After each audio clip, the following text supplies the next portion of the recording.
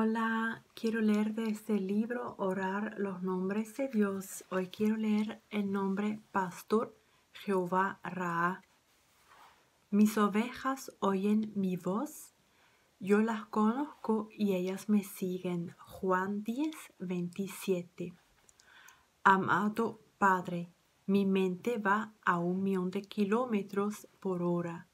Estoy obsesionada con la planificación.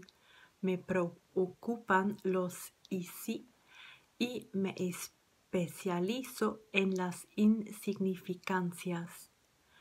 La cacofonía del caos ensordece y me impide oír tu voz. Señor, estoy avergonzada de haber silenciado tu voz con lo que no es más que un mero ruido hueco. Perdóname por rendir homenaje al ídolo de la preocupación. Calma mi mente, Jesús.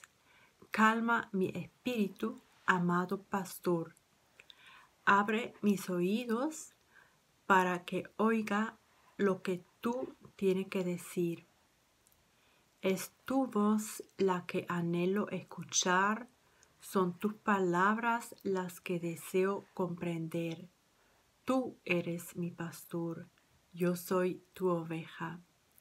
Señor, te seguiré. Amén.